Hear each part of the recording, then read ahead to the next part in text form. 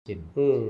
అంతకుముందు బీజేపీ 14% ఓట్లున్నటువంటిది నేను అనుకుంటాను ఇప్పుడు దాదాపు 28, 32% మధ్యలో ఓకే. పెరిగే అవకాశం ఉంది. అసలు నిజానికి అసెంబ్లీ ఎన్నికలలోనే రావాలి. ఆ! ఆ! బీజేపీ ఆ పరిస్థితికి అప్పుడు బండి సంజయ్ టెంపో కొనసాగించినప్పుడు ఆ ట్రెండ్ కనిపించింది. హ్మ్. తర్వాత మళ్ళీ కిషన్ రెడ్డిని మార్చేటప్పటికి ఆ ట్రెండ్ కొంత డౌన్ అయిపోయింది. ఓకే. డౌన్ అయిపోయి అది 32% రావాల్సింది అది 14% వచ్చి పడిపోయింది. ఆగిపోయింది. అవును. ఎందుకంటే బీజేపీ బీసీని ముఖ్యమంత్రిగా ప్రకటించింది. అవును. భారతదేశంలో అసలు ఏ పొలిటికల్ అసలు బీజేపీ ఏ రాష్ట్రంలో కూడా బీసీ ముఖ్యమంత్రి అని ప్రకటించలే. అవును. కాకపోతే ఎన్నికలైన తర్వాత ఒక బీసీని ముఖ్యమంత్రి చేయడం అనేది జరిగింది గానీ, ఆ! ఎన్నికల ముందే అసలు మేము ఇక్కడ బీసీనే ముఖ్యమంత్రి చేయబోతున్నాము అని ప్రకటించి 38 అసెంబ్లీ స్థానాలలో ఎమ్మెల్యే టికెట్లు ఇచ్చి ఆ అవును. రోజు ఒక పెద్ద టెంపో క్రియేట్ చేసింది. కాకపోతే బీసీలలో చైతన్యము, అర్థం చేసుకునే శక్తి, ఇతర ప్రభావాలు ఎక్కువ ఉండటం వల్ల దాన్ని వినియోగించుకోలేకపోయారు గానీ,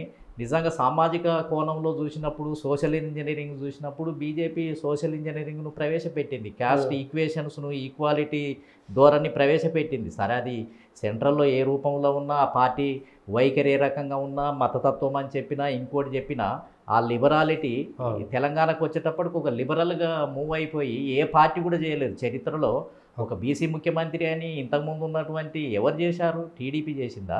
ఆ! లేకపోతే కాంగ్రెస్ చేసిందా? 5 సంవత్సరాలు పరిపాలించింది. లేకపోతే ఎవరైనా ప్రకటించారా? ఎవరు అసలు ప్రకటించినటువంటి ప్రకటించలేదు. పరిస్థితి చేయకపోవడం. ప్రకటించలేదు. అవును. అసలు ఎక్కువ సీట్లు కూడా ఇవ్వలేదు. అవును. ఎవరు కూడా అసలు 20, 22కు మించి టికెట్లు బీసీలకు ఇవ్వలేదు. అట్లాంటిది ఆ! ఒక 38 స్థానాలకు తీసుకొని వెళ్ళింది. కాబట్టి అదొక అద్భుతమే సోషల్ అవును. ఇంజినీరింగ్‌లో. సరే అది ఇస్తానన్నోడేమో ఇవ్వటం లేదు. ఇయ్యనన్న వాళ్ళు సడెన్‌గా ఇచ్చేటప్పటికి ఆశ్చర్యం కలిగించే పరిస్థితులు కూడా కనిపిస్తున్నాయి. ఇయన్నీ రాజకీయాలలో వచ్చే కొత్త కోణాలు. అవును. ఈ బీసీ పార్టీ అని చెప్పుకున్న తెలుగుదేశం పార్టీ కూడా ఎప్పుడు కమ్మలుగా కూడా ఇవ్వలేదు. ముఖ్యమంత్రి బీసీ కాలేదు. ముఖ్యమంత్రిని కూడా ప్రకటించలేదు. ప్రకటించలేదు. కాకపోతే ఓడిపోయినాక కొన్ని ఎక్కువ టికెట్లు, ఎక్కువ ఆ! సీట్లు ఇవ్వటానికి ముందుకొస్తాయి గానీ, కాంగ్రెస్ పార్టీ అయితే ఇప్పటికి కూడా అసలు అలాంటి అవును. దానికి సీట్లు కూడా పూనుకోవడం ఇయ్యలేదు. లేదు. సీట్లు కూడా ఇవ్వటం లేదు. హ్మ్. రేవంత్ రెడ్డి అయితే ఎన్నికలకు ముందు మేము బీఆర్ఎస్ కంటే ఎక్కువ టికెట్లు ఇస్తామని ప్రకటించడం జరిగింది. హ్మ్. కానీ తన మాటను తానే నిలుపుకోలేదు.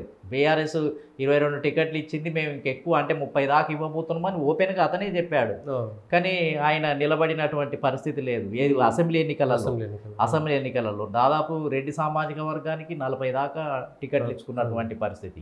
అంటే రేవంత్ రెడ్డి చెప్పిన మాటకు కూడా అందులో అమలు ఏమి లేదు. రేవంత్ రెడ్డి ఏమనుకున్నాడంటే నేను చెప్పింది ఇవ్వగలుగుతాను అనుకున్నాడు. కానీ కాంగ్రెస్ పార్టీలో ఆ పరిస్థితి ఉండదు.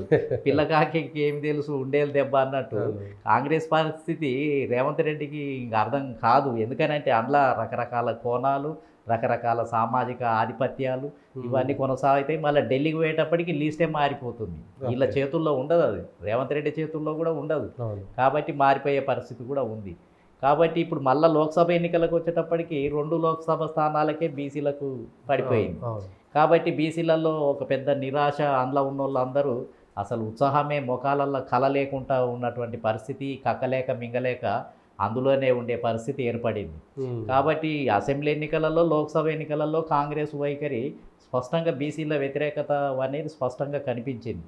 అందులో ఇంకా మాదిగలకు కూడా రిజర్వేషన్ కేటగిరీలో ఉన్న కులాలలో కూడా మాదిగలను ఒక్కటి కూడా ఇవ్వలేదనే చర్చ బలంగా వెళ్ళిపోయింది. వినిపించింది.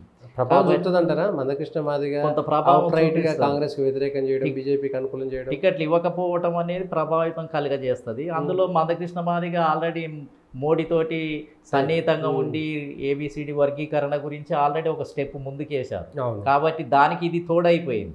ఏది టికెట్లు ఇవ్వకపోవటం అనేది ఇంకా తోడైపోయింది. తోడైపోయింది. తోడు కావటం వల్ల మాదిగలలో ఒక కోపం అనేది కనిపించింది. ఓకే.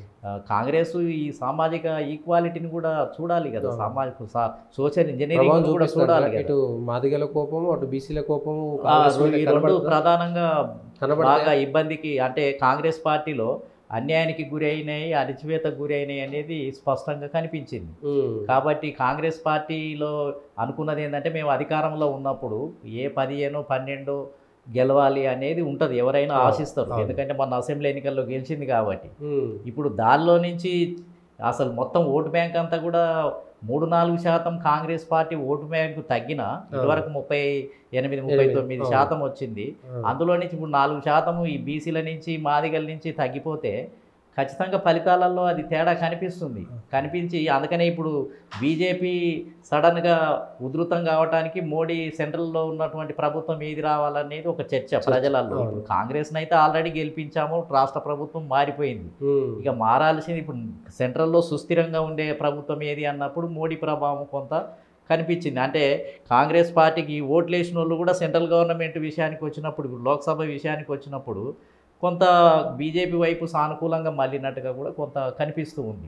అంటే ఇటువరకు కాంగ్రెస్కి వేసిన వాళ్ళలో కూడా కొంతమంది ఇప్పుడు బీజేపీ వైపు మోడీ కొంత సెంట్రల్లో ఉండాల్సినటువంటి అవసరం ఉంది అని నమ్మే ఓట్ బ్యాంక్ కొంత ఉన్నది. కాబట్టి దీంతో ఇప్పుడు కాంగ్రెస్కు దెబ్బపడే అవకాశం ఉంది. అందుకనే ఇప్పుడు ఇటువరకు ఏదో 12-14 సీట్లు గెలుస్తారని కాంగ్రెస్ పార్టీ చెప్పింది. కానీ ఈ ఓటింగ్ సరళిని కనుక చూసినట్లయితే బీజేపీ కాంగ్రెస్ నువ్వా నేనా అని నెక్ టు నెక్. అంటే ఇప్పుడైతే నాకు అనిపించేది ఏంటంటే 5 సీట్లు కాంగ్రెస్ పార్టీకి క్లియర్గా గెలిచే సీట్లలాగా కనిపిస్తున్నాయి. బీజేపీకి కూడా 5 సీట్లు క్లియర్గా గెలిచే సీట్లు ఉన్నాయి.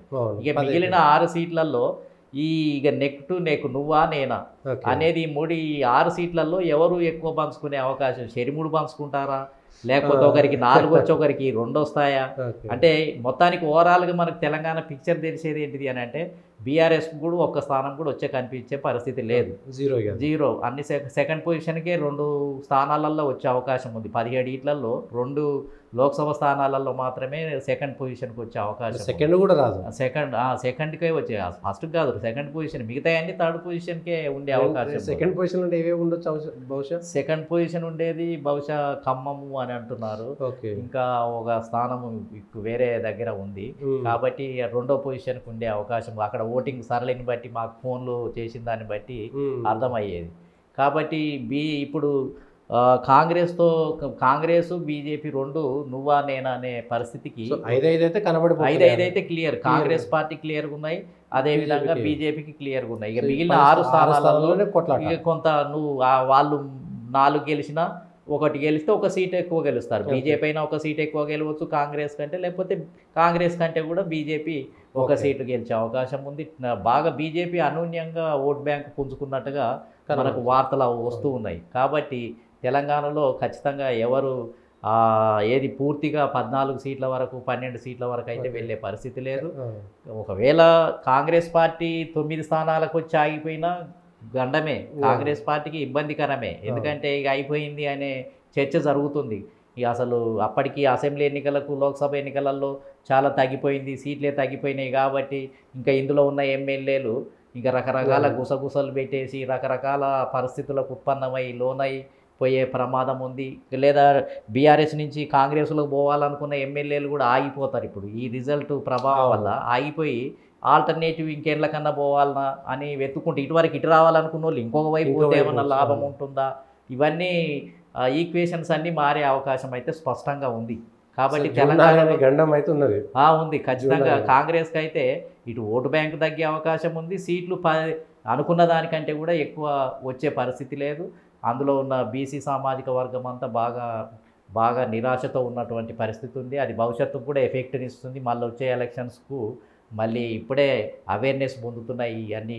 ఓవరాల్గా ఈ 3 పార్టీల్లో బీజేపీకి 5 సీట్లు వచ్చినా లాభమే, 6 వచ్చిన లాభమే, ఎన్ని వచ్చినా బీజేపీకి 4 ఉన్నాయి. కాబట్టి 1 సీట్ ఎక్కువ వచ్చినా బీజేపీకి పోయే నష్టం ఏం లేదు, 1 ఎక్కువ గెలిచిందని అంటారు. కాబట్టి ఆ విధంగా కాకుండా అసలు ఇంక 8-9 దాకా పెరిగిపోతే అసలు సంచలనాత్మకమైనటువంటి విజయాలే, ఊహించని విజయాలే. కాంగ్రెస్ బీఆర్ఎస్ లో మాత్రం ఈ 2 పార్టీలకు ఈ ఫలితాలు మాత్రం ముసలమే ఖచ్చితంగా. మళ్ళీ పునరాలోచించుకో, బీఆర్ఎస్ అయితే ఇంకా ఎండిపోవాల్సిందే. ఎందుకంటే దాంట్లో ఇంకా భవిష్యత్తు కనిపించే పరిస్థితి అయితే కనిపించట్లేదు. మళ్ళీ ఒకవేళ బీఆర్ఎస్ ఓపెన్గా చెప్పగలగాలి, ఏమన్నా మార్పులు రాగలగాలంటే ఏమని చెప్పాలి, నేను భవిష్యత్తులో ఇక నా బిడ్డను అల్లుడిని నా కొడుకును నేను ఈ పార్టీ నుంచి పక్కకు పెడుతున్నాను, నా బంధువులను ఎవరిని తీసుకోను, నేను బడుగు బలహీన వర్గాలకు పెద్ద ఎత్తున నేను ప్రాతినిధ్యం ఇవ్వబోతున్నాను, ఇటువరకు అన్ని వర్గాలకు అన్ని కులాలకు సమానత్వాన్ని చూడలేదు, నేను ఇప్పుడు అది ఫార్ములా మార్చబోతున్నాను అని ఏదన్నా సంచలనాత్మకమైనటువంటి నిర్ణయాలు చేస్తే ఆలోచిస్తారు. కానీ ఆ దశ కూడా అయిపోయింది. నేను అనుకుంటా ఆయన ఇప్పుడు అందులో రియలైజేషన్ వచ్చినా ఉపయోగం లేని పరిస్థితి. ఎందుకంటే టైం దాటిపోయింది. అది చేయాల్సిన టైంలో చేస్తే అది కొంత అది కంటిన్యూషన్లో దాని మార్పు ఫలితాలు ఉండి కేసీఆర్ మీద మంచి నమ్మకం ఉండేది. చేయాల్సిన టైంలో చేయలేదు కాబట్టి ఇప్పుడు ఎన్ని రియలైజేషన్ వచ్చినా ఇప్పుడు ఆయన తిరగలేనటువంటి పరిస్థితి. నిన్న అసెంబ్లీ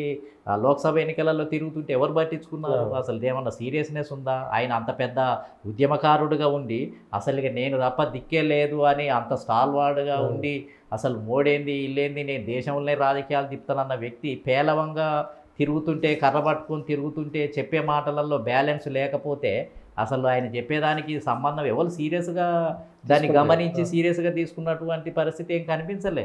అంటే సడన్గా ప్రజలలో మార్పు వస్తే అసలు ఎంత ఎంత ఉన్నతమైన పార్టీని కూడా ఏ స్థాయికి తీసుకొచ్చి పెడతారనే దానికి ఇది ఒక ఉదాహరణ.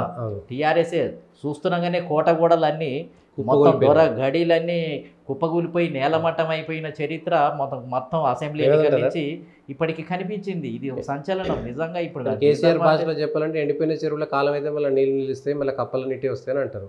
అదే జరుగుతుంది కదా ఇప్పుడు.